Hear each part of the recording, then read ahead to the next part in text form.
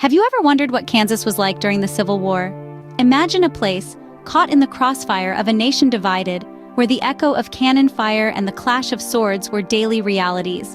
This was Kansas, a key battlefield during the Civil War. Today, we're peeling back the layers of time to explore the top 5 Civil War battles that unfolded in this state.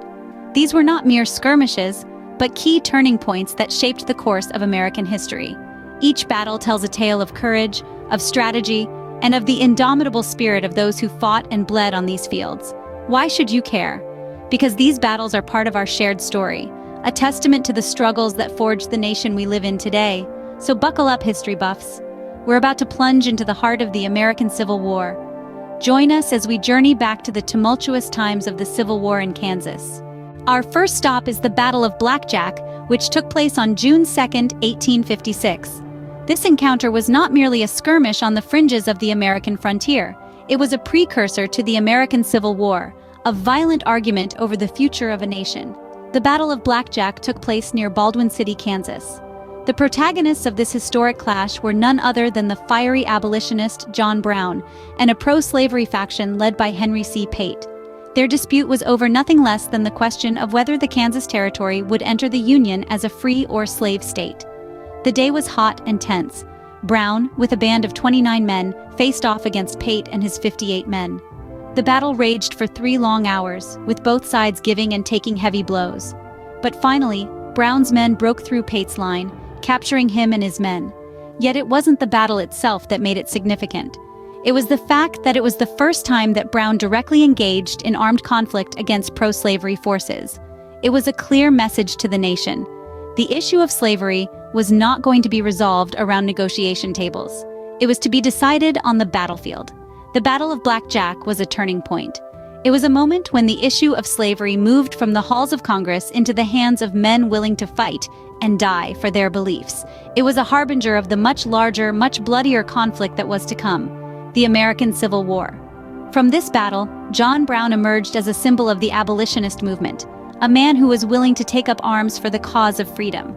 His actions at the Battle of Blackjack lit a match that would ignite the powder keg of a nation divided. This battle marked the first time that John Brown directly engaged in armed conflict against pro-slavery forces, setting the stage for the larger conflict to come. Next, we travel to the Battle of Osawatomie, which took place on August 30th, 1856. In the turbulent days leading up to the American Civil War, the small town of Osawatomie in Kansas became the stage for a pivotal clash between pro-slavery and abolitionist forces. The Battle of Osawatomie, though not a large-scale military engagement, played a significant role in the escalating tension between the North and South. In the early morning fog of that summer's day, pro-slavery forces led by John W. Reed crept towards the town, intending to wipe out the stronghold of abolitionists led by the indomitable John Brown. With a force of around 800 men, Reed's troops significantly outnumbered Brown's band, which consisted of only around 40 men. Despite the odds, Brown and his men refused to back down. They had come to Kansas to fight for the cause of freedom, and they were not about to abandon their post. As Reed's troops advanced, Brown's men prepared their defenses, readying themselves for the onslaught. When the battle commenced, it was brutal and unforgiving. The pro-slavery forces attacked with a vengeance, burning homes and buildings in their wake. But Brown's men stood their ground, fighting back with all the courage and determination they could muster. The battle raged for hours, with both sides suffering casualties.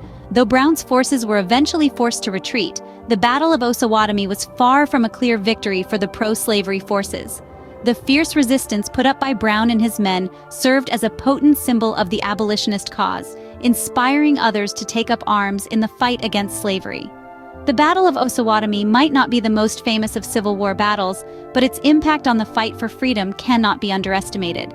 It was a battle fought not just with guns and swords, but with conviction and determination, a testament to the indomitable spirit of those brave men who dared to stand up against injustice.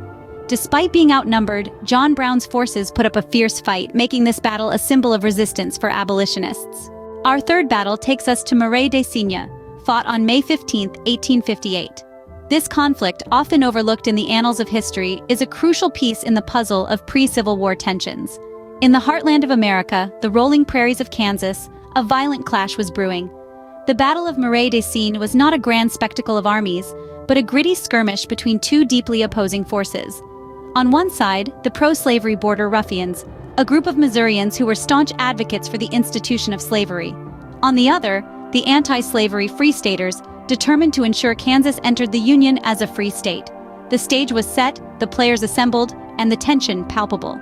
The border ruffians, led by Charles Hamilton, descended on a group of Free Staters. The Free Staters, caught unawares, were captured and led to a narrow ravine. Here, Hamilton ordered his men to open fire, an act that would forever be remembered as the Marais des Cygnes massacre. 5 men lost their lives that day, their sacrifice a grim reminder of the lengths some would go to preserve the institution of slavery. Yet, their deaths were not in vain. The massacre provoked outrage across the nation, hardening the resolve of those opposed to slavery and pushing Kansas closer to becoming a free state. The Battle of Marais des Cygnes is significant not for the scale of the conflict, but for its impact. It marked a turning point in Kansas's bloody struggle over slavery, a stark demonstration of the escalating violence that would soon engulf the entire nation. This brutal event served as a grim prelude to the larger conflict on the horizon, a testament to the lengths people would go in the name of their beliefs. This battle was one of the last armed conflicts between pro-slavery and anti-slavery forces in Kansas before the start of the Civil War. It was a chilling reminder that even in the heartland, far from the political maneuverings of Washington, D.C., the shadow of the Civil War loomed large. The fourth battle we'll explore is the Battle of Lawrence, which took place on August 21, 1863. Set against the backdrop of the American Civil War, the Battle of Lawrence, also known as Quantrill's Raid, was not a conventional military engagement. It was a guerrilla-style attack led by William Quantrill, a Confederate partisan, who rallied his followers, commonly referred to as Quantrill's Raiders, for the assault. The town of Lawrence, Kansas, was targeted due to its reputation as a stronghold for pro-Union, anti-slavery sentiment.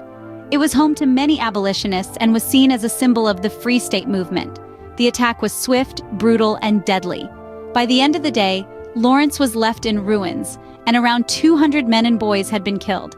This was an act of terror, a retaliatory strike aimed at intimidating and silencing the Union supporters in Kansas. The attack on Lawrence was significant not just for its brutality, but also because it marked a turning point in how the Civil War was fought in the region. It led to a hardening of attitudes and a shift towards total war, where civilian populations were seen as legitimate targets. The Battle of Lawrence was a stark reminder of the human cost of war, of the depths to which animosity can drive people. It was a demonstration of how the lines between military and civilian targets can blur in times of conflict, leading to unspeakable atrocities. In the aftermath of the Battle of Lawrence, the Union forces retaliated, leading to further bloodshed. The cycle of violence continued, underscoring the deep divisions that the Civil War had wrought. The Lawrence Massacre remains one of the most brutal events of the Civil War era. It serves as a dark chapter in our nation's history, a chilling testament to the destructive power of hatred and division, and a stark reminder of the high cost of war. Our final stop is the Battle of Mine Creek, which occurred on October 25, 1864. This was a defining moment in the Civil War, a confrontation between the Union forces and the Confederate Army. The Confederate General Price, leading a desperate attempt to seize Kansas, clashed with the Union forces under the command of Generals Pleasonton and Blunt. This battle, one of the largest cavalry engagements of the Civil War, marked a turning point in the conflict in Kansas. So, there you have it, the top 5 Civil War battles in Kansas. From the Battle of Blackjack to the Battle of Mine Creek, each event has left an indelible mark on the landscape of American history. If you've enjoyed this walk through the past, help us keep history alive. Share this video with friends, leave your thoughts in the comments, and hit that subscribe button for more fascinating historical journeys. Remember, history is all around us, and it's up to us to keep exploring. Don't forget to like, comment, and subscribe for more fascinating historical journeys. See you next time.